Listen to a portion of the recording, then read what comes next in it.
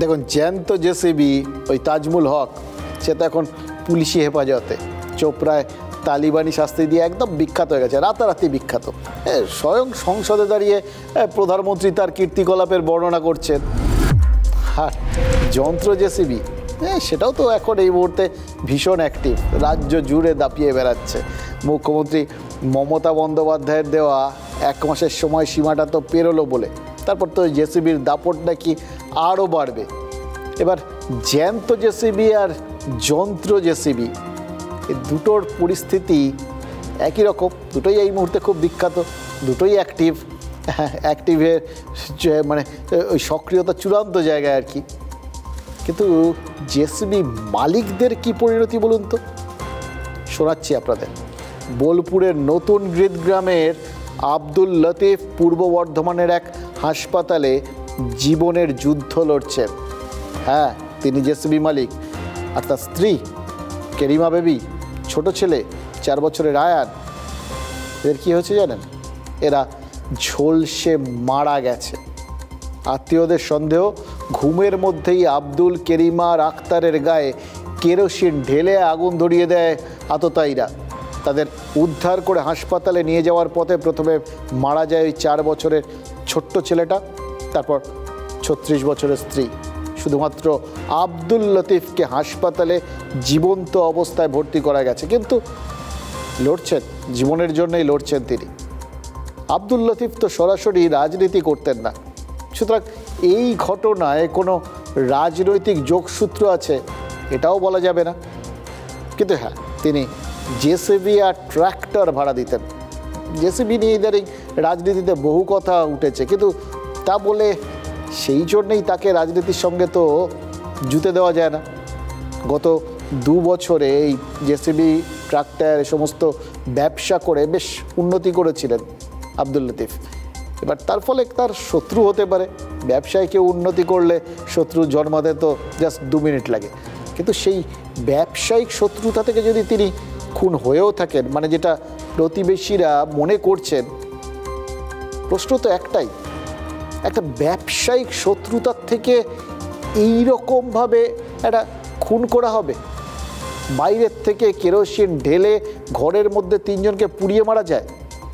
খড়ের চালার কাঁচা বাড়ি হলে তো একটা মনে হতে পারতো যে হ্যাঁ ঠিক আছে, এর একটা সম্ভাবনা আছে। পাকা বাড়ি এটা, তার ভেতরে এভাবে কাউকে পুড়িয়ে মারা সম্ভব? তাহলে কি দরজা বন্ধ করে ঘিরে রেখে তবে এদের মারা হলো?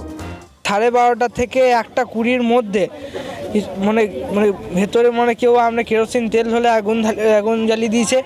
এমনকি তাদেরকে অজ্ঞান করার জন্য অ্যান্টিভাইরাস গ্যাসও দিয়েছে, একটা বাজে গ্যাস দিয়েছে। সেই কারণে পুরো বাড়ির অক্সিজেন পুরো শেষ হয়ে গেছে, অক্সিজেনকে পুরো নষ্ট করে দিয়েছে।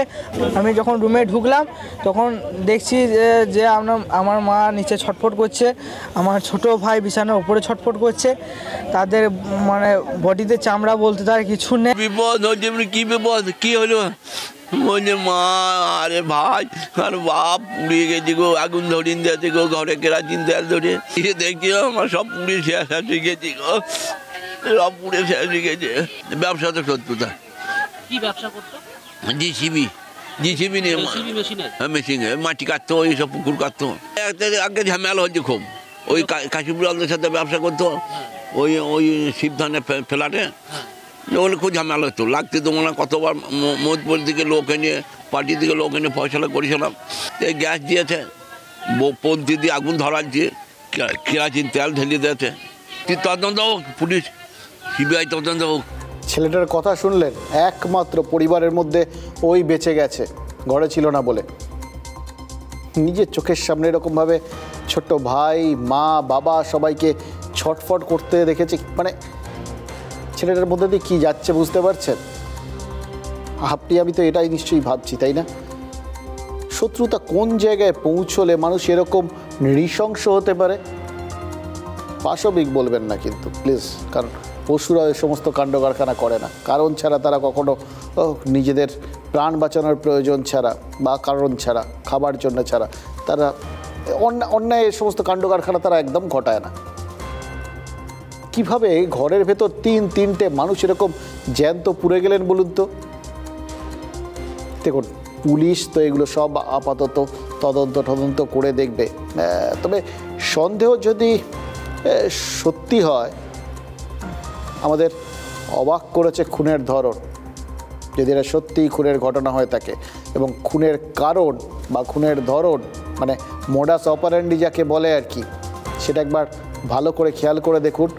বাইরের থেকে জ্বালানি দিয়ে শোয়ার ঘরটাকে উনুনে পরিণত করেছিল আততায়ীরা। এ তো রাগের মাথায় করা খুন না, তাই না? নিখুঁত পরিকল্পনার ফসল। এবং পরিণতি সম্পর্কে নিশ্চিত হয়েই কেরোসিনটা ছড়ানো হয়েছিল। কোথায় ঘটেছিল? পুলিশের ভাষায় প্লেস অফ অকারেন্স বীরভূম। এবার কিছু শোনা লাগছে, চেরা লাগছে। ঠিক ধরেছেন, বকটুই দুবরাজপুরের, আর নতুনগ্রাম বোলপুরে, কিন্তু বীরভূম। দেখুন, শাসক দল যতই আলাদা করার চেষ্টা করুন, দুটো ঘটনার মধ্যে কিন্তু আশ্চর্য রকমের মিল। রাজনীতি না থাকতে পারে, আমরা ছেড়ে দিলাম, কিন্তু ঘটনাক্রমের মধ্যে মিল কি নেই? এই বকটুইয়ে বাড়ি শুদ্ধ লোককে পুড়িয়ে মারা হয়েছিল। নতুন গীতগ্রামেও তো প্রায় বাড়ি শুদ্ধ লোককেই পুড়িয়ে মারা হয়েছে। পরিবারের সদস্য সংখ্যা কম, তাই প্রাণহানি কম হয়েছে। আর এখানে কোনো খুনকা বদলা খুনের অ্যাঙ্গেল নেই, ধরে নিলাম কোনো রাজনৈতিক অ্যাঙ্গেলও নেই, কিন্তু তারপরেও বিষয়টা কি কম ভয়াবহ? একটা জিনিস মনে হচ্ছে, জানেন তো, এটা কি এখন মানে বীরভূমে ট্রেন্ড হয়ে গেল? ট্রেডমার্ক দেওয়া একটা প্রসেস। বীরভূমে শত্রুতা করলে এইটা হচ্ছে বীরভূম স্টাইল। এরকম কি স্থির হয়ে গেল? এটা যদি স্থির হয়ে যায়, তাহলে বীরভূমের মানুষ এবার নিরাপদে ঘুমোতে পারবেন তো? এবং সব থেকে বড় কথা, একই জেলায় 2 বছরের ব্যবধানে একই কায়দায় খুন করা হলো। জেলা পুলিশ প্রশাসন তারা এবার কি একটু উদ্যোগী হবে? না হলে কিন্তু তাদের জন্য আরো অনেক লজ্জা অপেক্ষা করছে। আবার বকটুই কাণ্ডের ছায়া আমরা দেখতে পাচ্ছি সেই বীরভূমে। স্বাভাবিকভাবে বকটুই 2 শুরু হয়েছে। মমতা বন্দ্যোপাধ্যায়ের রাজত্বে যেভাবে একের পর এক ঘটনা ঘটছে, রাজ্যের আইন শৃঙ্খলা পরিস্থিতি খুব একটা ভালো নেই এবং রাজ্যের পুলিশি ব্যবস্থার উপর সাধারণ মানুষের বিশ্বাস উঠে যাচ্ছে। বকটুইয়ের সঙ্গে এই ঘটনাকে তুলনা না করলেই ভালো হয়। এখনো পর্যন্ত আপনাদের মাধ্যমে কোনো সূত্র আমরা পাইনি যে এই পরিবারটাকে নৃশংসভাবে নিষ্ঠুরভাবে কে হত্যা করেছে। স্বভাবতই পুলিশ প্রশাসনের উপর আমাদের ভরসা রাখা উচিত বলে আমি মনে করি। বাড়িতে কার্যত পুড়িয়ে মারল, জীবন্ত দগ্ধ, ঘুমের সময় আগুন জ্বালিয়ে মেরে দেওয়া হলো। ভয়াবহ। পশ্চিমবাংলায় মানুষের কোনো নিরাপত্তা নেই। যারা অপরাধী তারা মনে করে এবং বোঝে যে তাদের নিজেদের মতন সরকার, তাদের স্বার্থের জন্য সরকার, ফলে এভরিথিং ইজ অ্যালাউড। জীবন্ত দগ্ধ পুড়িয়ে মারল মা এবং ছেলেকে। বিষয়টি প্রশাসনের নজরে এসেছে। এটি অত্যন্ত দুর্ভাগ্যজনক ঘটনা। প্রশাসন ইতিমধ্যেই তদন্ত শুরু করেছে এবং দোষীরা চিহ্নিত হবে এবং দৃষ্টান্তমূলক শাস্তি পাবে, এই নিয়ে কোনো দ্বিমত নেই। দেখুন, যদি এটা দুর্ঘটনা হয়ে থাকে, মানে কাজল শেখ যেরকম বললেন আর কি, যেটা খুন এরকম বোঝা যাচ্ছে না, তাহলে তো আর একটাই থাকে, হয় আত্মহত্যা করেছে, নয় কোথাও গিয়ে দুর্ঘটনা ঘটেছে। সে কি হয়েছে আমরা জানি না, ওটা পুলিশ খুঁজে বার করবে। এর যেটাই হোক, দুর্ভাগ্যজনক ঘটনা। কিন্তু শান্তনু সেন যখন বললেন দোষীরা শাস্তি পাবে, তখন ধরে নিচ্ছি তিনি কোথাও নিশ্চয়ই কিছু জানতে পেরেছেন আর কি।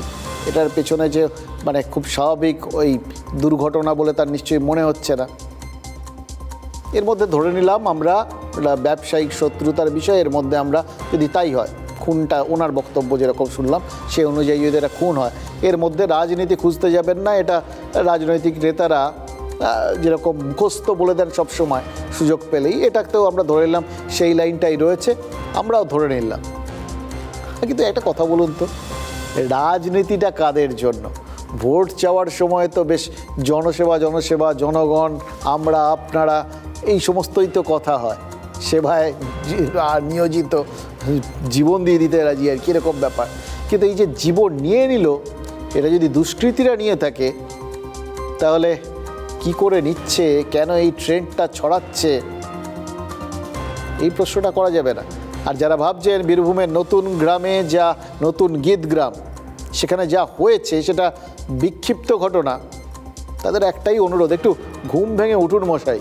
ওই টালিগঞ্জের অভিজাত আবাসনের ফ্ল্যাটে প্রবীণ দম্পতিকে খুন করে লুট করার চেষ্টা হয়েছে। হ্যাঁ, অনেক দূরে কিছু নেই, দুর্ঘটনা ওটা ভুলে যান, এটাকে দুর্ঘটনা বলবেন না। বাধা দিয়েছিলেন তারা, লুট করার সময় গুলি চালিয়ে দিয়েছে দুষ্কৃতীরা। হ্যাঁ, ভাগ্য ভালো, কারোর কিছু হয়নি।